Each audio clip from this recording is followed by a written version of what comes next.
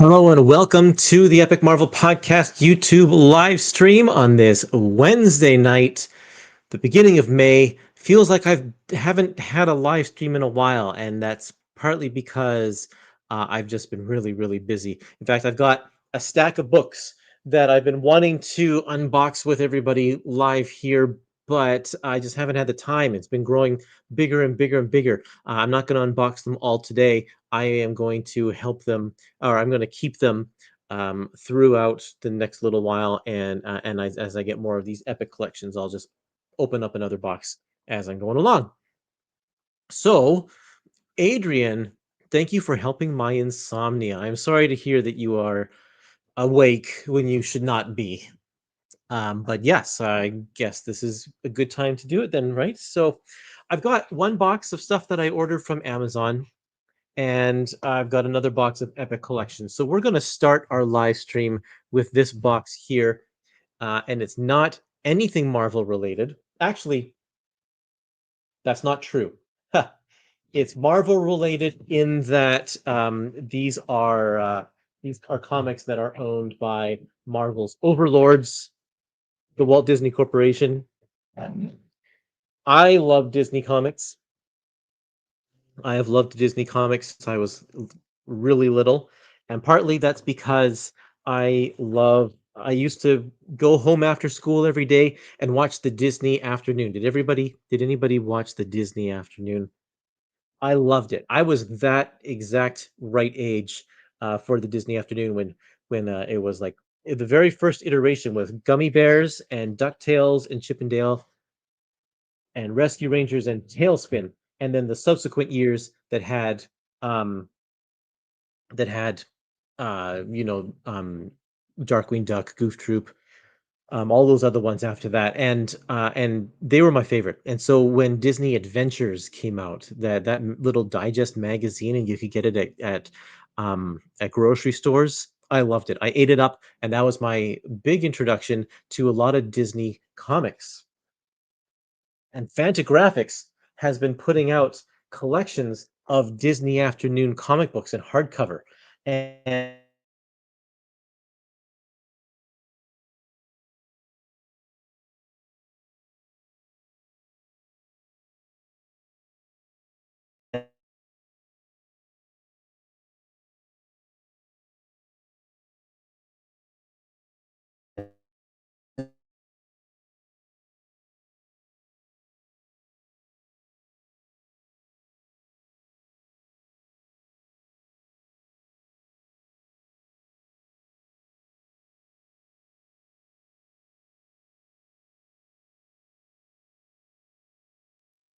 come on, internet, work with me.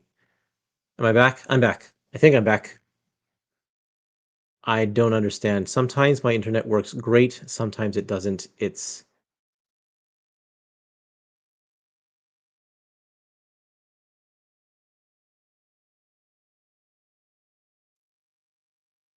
never know. Okay, well, why do I have such a low signal? It should be super, super strong.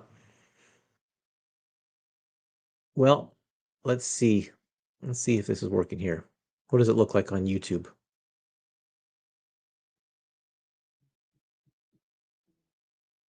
A little blurry. Okay, well, I'm going to keep on going because I have no idea why it's not working very well. Just going to have to deal with it. Where was I? I was talking about this comic book right here.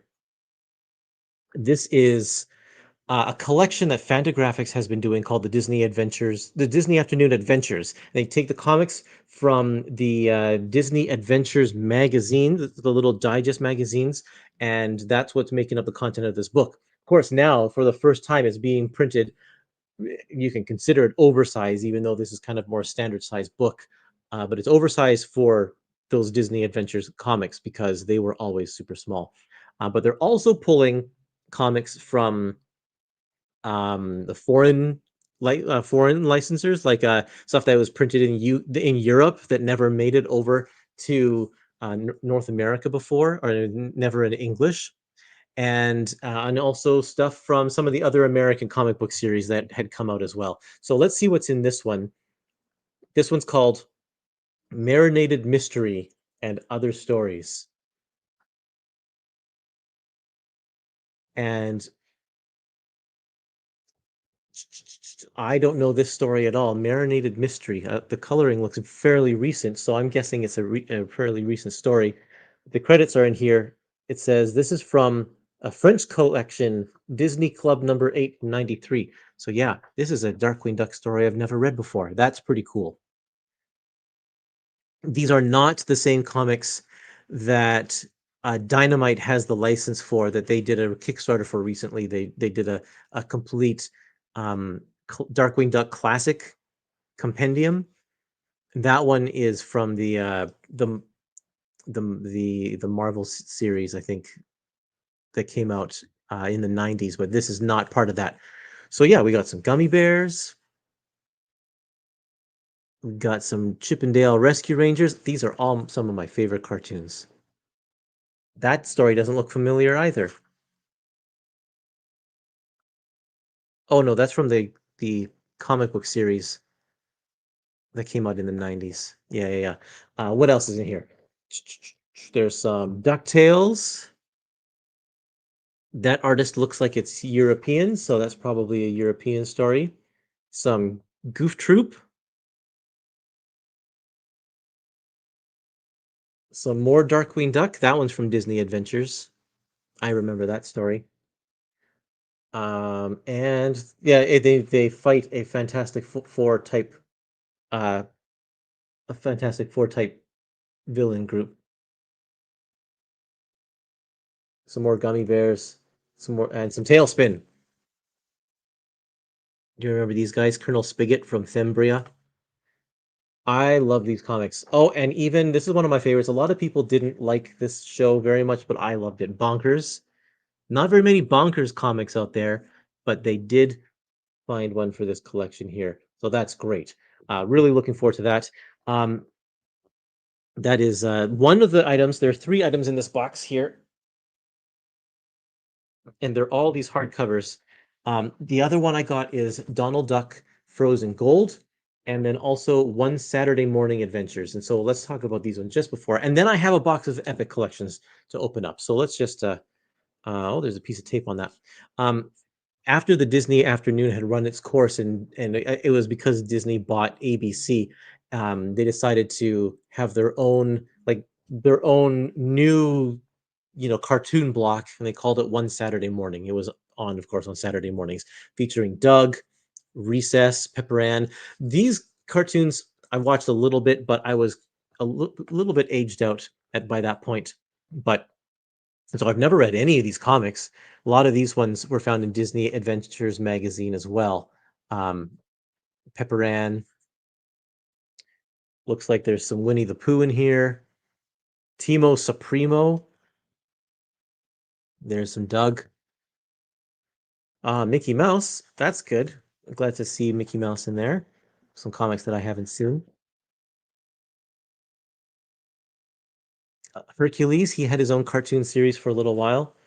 Oh, that's an old school. Looks like a um, who's that? William Van Horn drawing this Donald Duck story. Let's see. Donald's Lighthouse. So I'm glad they've mixed in some classic characters in here as well. Buzz Lightyear of Star Command. Yeah, this is what a variety. Teacher's Pet, based on Gary Baseman's artwork. How do you like that?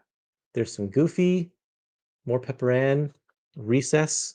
Amazing. These are very, very cool. Um, and so I'm and the variety of styles in this as well. Like if you can go from Recess to Hercules, like that's just incredible. So really looking forward to diving into this and reading some good cartooning. And then of course the last book in this package was Donald Duck Frozen Gold, and it is part of the Carl Barks library.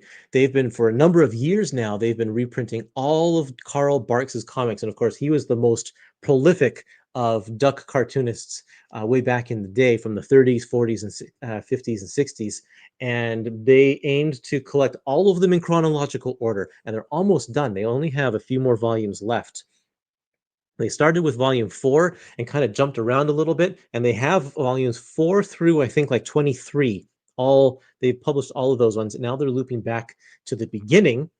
And this one is, I think it's volume 2. They don't number them on the spines or anything. You have to look in the back here. Frozen Gold, yeah, volume 2. That's what this one is. So yeah, volume 2 through volume 28 are available now. And these are so much fun to read. Carl Barks was an absolutely brilliant cartoonist and storyteller. And while yes, maybe they're aimed for kids, they're completely enjoyable by all ages. They're so much fun. And he does short little funny stories, but then he does long form adventure stories as well.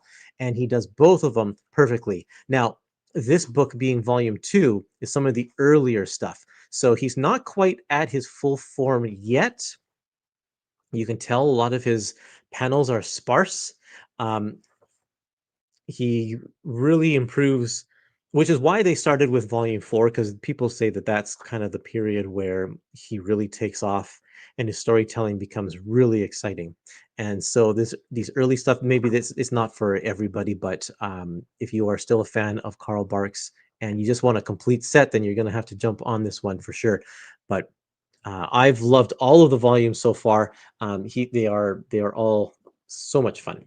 So anyway, that's my package of Disney comics that I got. Um, and then they're all published by Fantagraphics. They have licensed out those characters. So now some epic collections.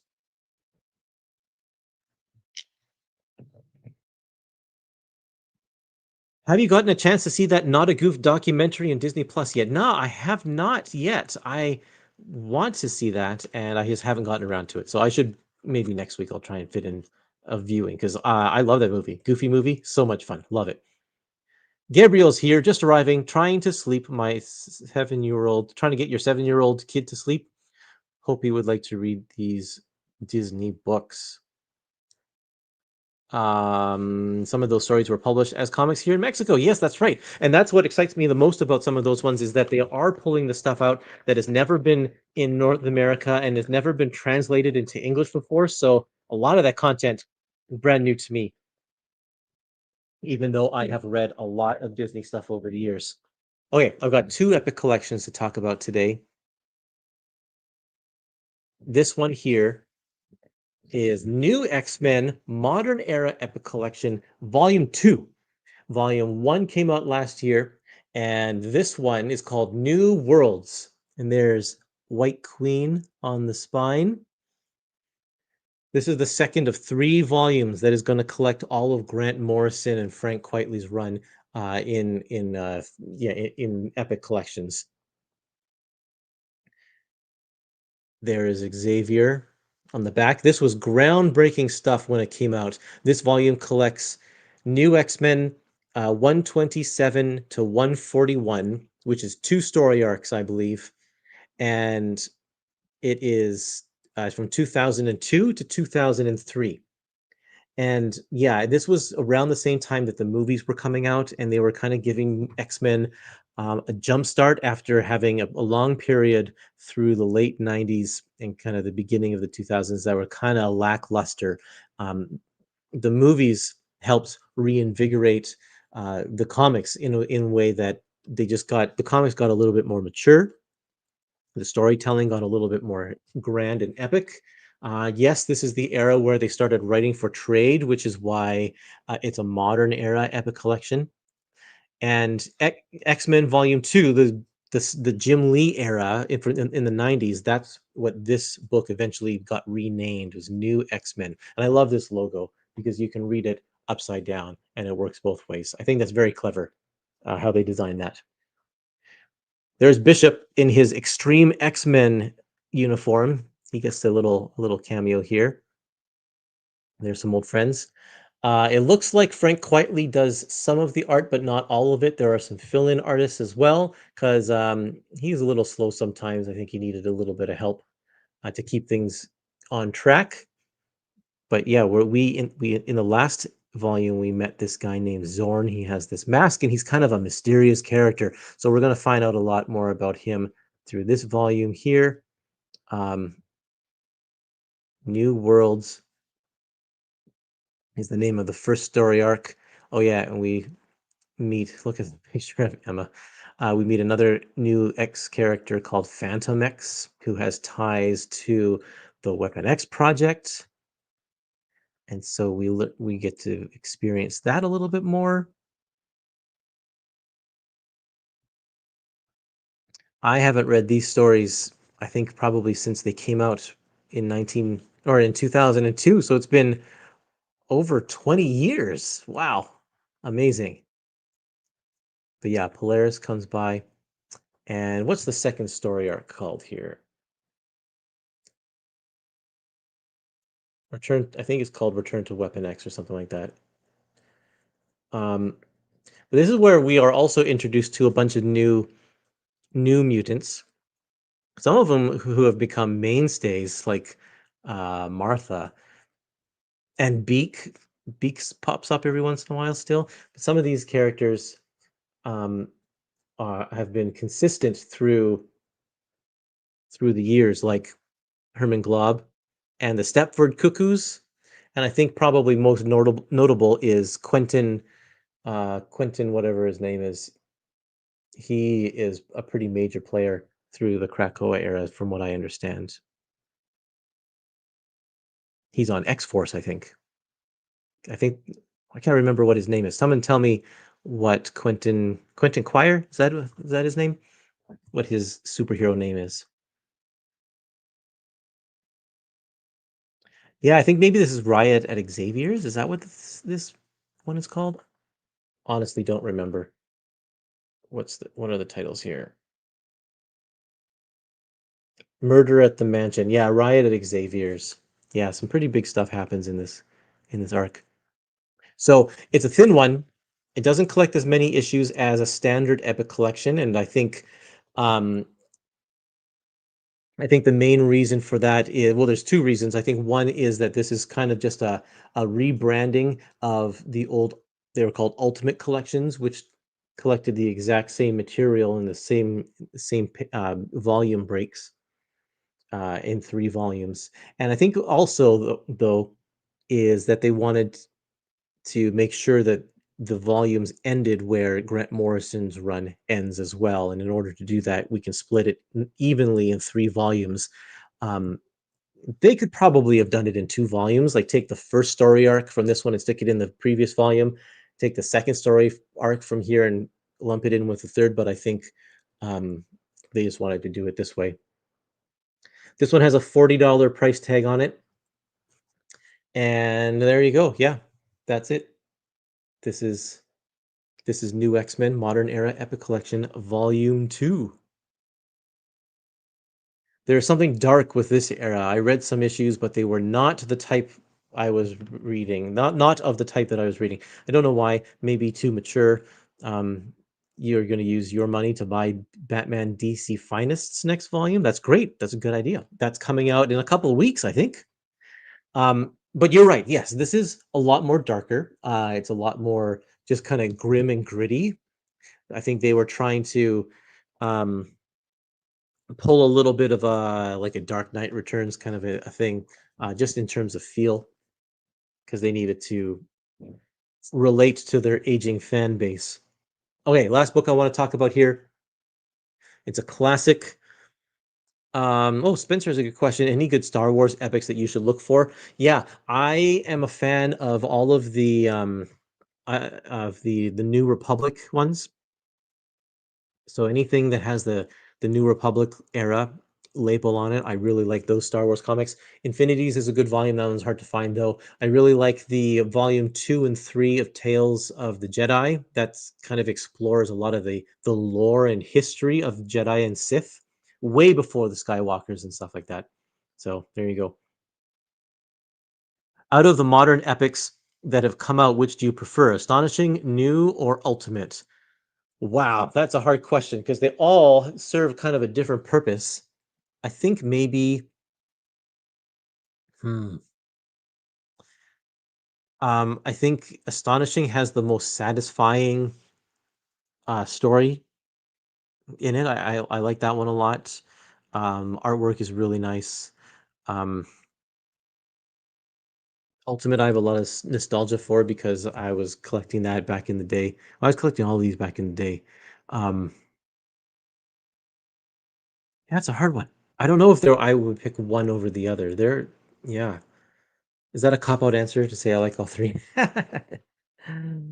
Empire Volume 1 I enjoyed. Yeah, that one is a good one too. The Empire series was really good. Okay, Invincible Iron Man. This is number 7. Volume 7, 1976 to 1978. So we're almost through the 70s with these epic collections now. This one's called 10 Rings to Rule the World, and you can guess who one of the villains is going to be in this volume based on that title.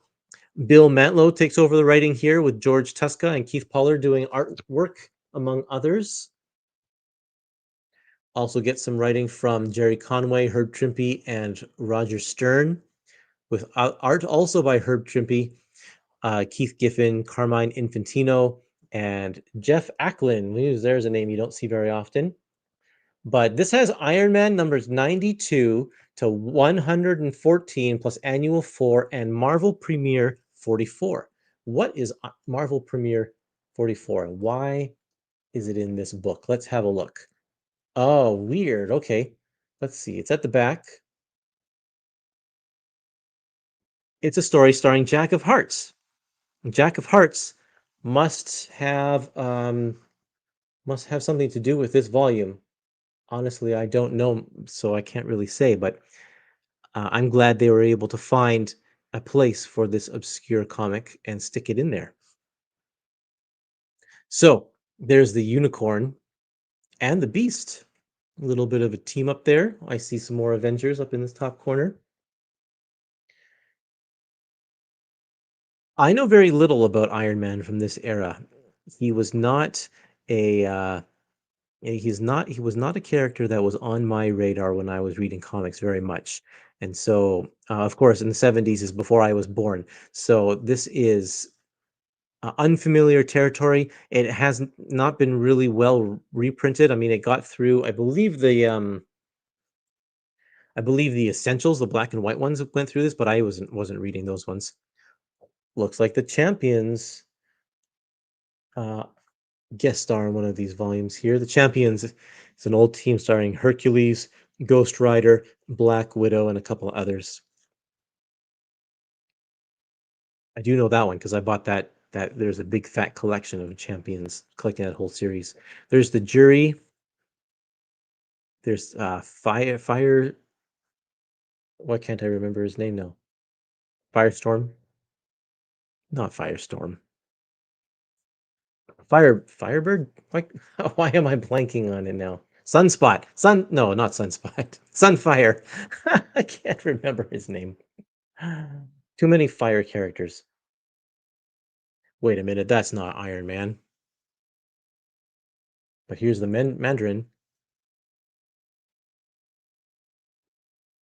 This is great. I do love Bill Mantlo. I think he's such a great writer, so I am looking forward to going through this. Is that Frankenstein? I think it is.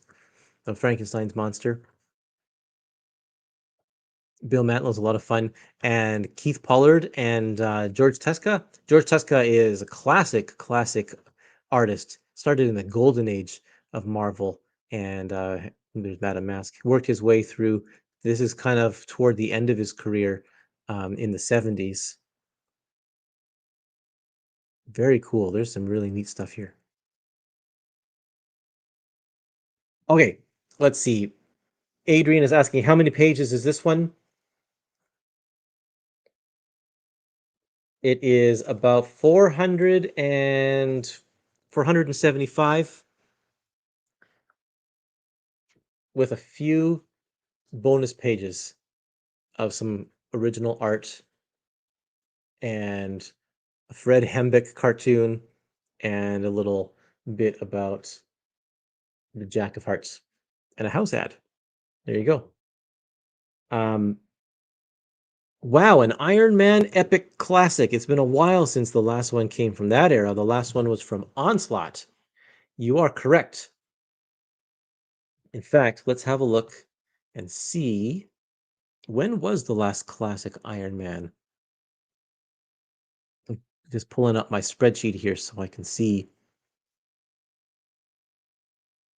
The last time we got an Iron Man, so in 2024 we got Age of Innocence, and this is the 2025 one. So in 2023 we got Volume 6. Yeah, it's been 2 years. Iron Man is sometimes a twice a year book, but actually usually it's a one. No, actually it's about 50-50 whether it's a one per year or two per year. This year, it's only one. We only get one Iron Man book this year, which is a drag. And we only got one last year. So yeah, making slow progress on the Iron Man books. It's too bad. I hope we can get I hope we can get 2 volumes in 2026. Let's keep our fingers crossed. Iron Man is my fave. I have that Jack of Hearts comic I only collected in the late 70s and early 80s. Okay, well, then this book is right up your alley. It is exactly that period there, late 70s stuff. I asked Omar once about compendiums at Marvel. Do you think that it could be possible? Would you start with a specific saga or a superhero title? Well, I mean, I would probably compendiums are really good for creator runs, I think. I think that that's how you should do it. And that would mean that you're getting a saga. Especially with modern stuff, that's usually how that goes. Like you could get all of Grant Morrison's new X-Men into one compendium for sure. And that's kind of how I think it would do it. I don't think that we need a chronological like Amazing Spider-Man numbers 1 to 400 split up into compendiums. The Epic collections are doing that, the Omnis are doing that. So let's just stick with doing large chunks of creator runs like this one, or all of Walt Simonson's. I guess basically you would be making an Omni, a paperback Omni. So if you, um, I get, I mean, the Omnis are doing the chronological start to finish stuff as well. So who's to say that compendiums can't do that, I guess. But we're doing well in modern era epic Iron Man epic collections. That's very true. We are. We have a couple per year, I think. Where'd my spreadsheet go? We had 2 in 2024. We had one. We have one this year. It's coming out next month, I think. No, it's coming in July. So, yep, they're moving right along there. That's pretty cool.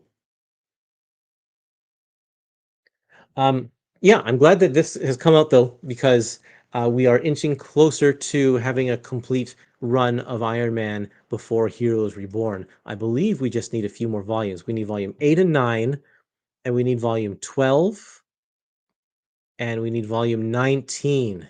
That will get us right up to Heroes Reborn. So that's 1, 2, 3, 4 more volumes. And if they only keep doing if they only keep doing one a year, that's going to take 4 years. So I hope that they are able to give us 2 per year.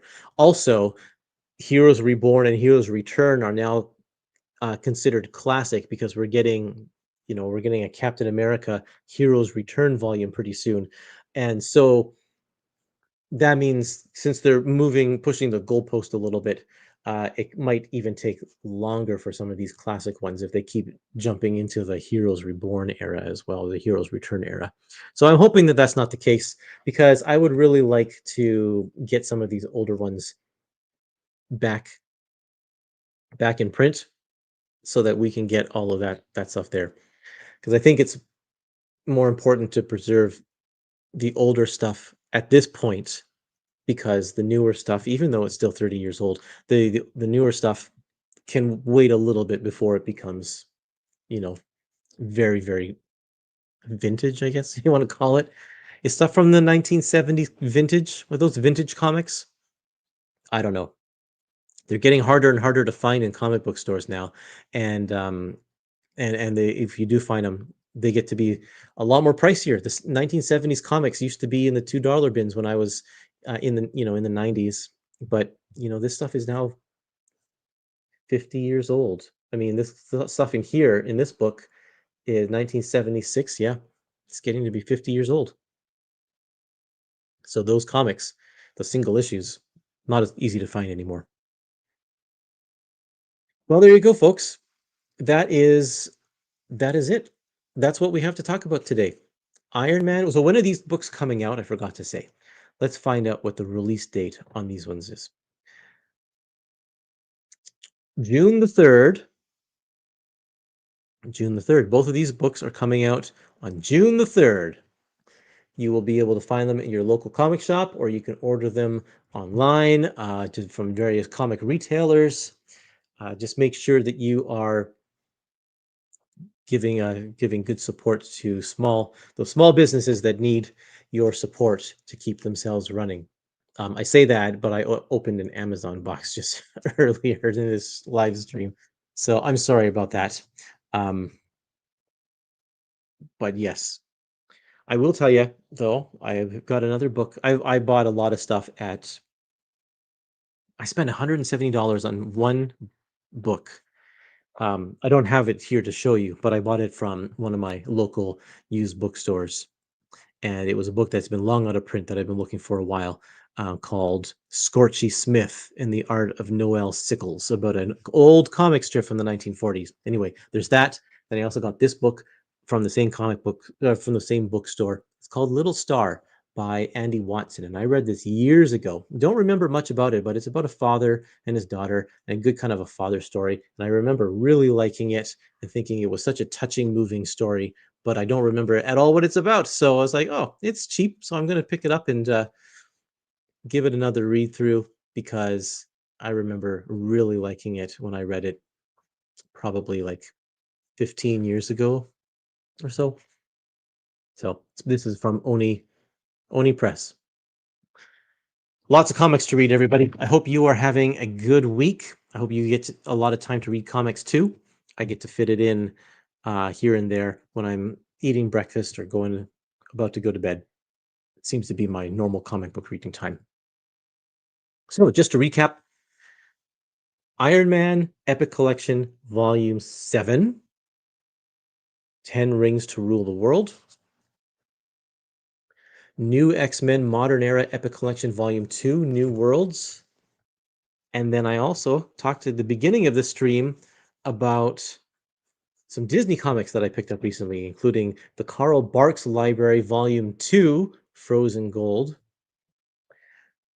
Disney's One Saturday Morning Adventures, a collection of comics from the early 2000s. And then Disney Afternoon Adventures, I think this is volume 5, called Darkwing Duck, Marinated Mystery and Other Stories, featuring all of my favorite TV characters from the 90s. So there you go. Lots of great comics to read. I'm going to be set for the week. Thanks everybody for watching this live stream. I hope that all of you have a good night. For those of you who are suffering from insomnia, I hope that my sultry voice has been able to lull you to sleep. Thanks for watching my live stream, everybody. Have a good night.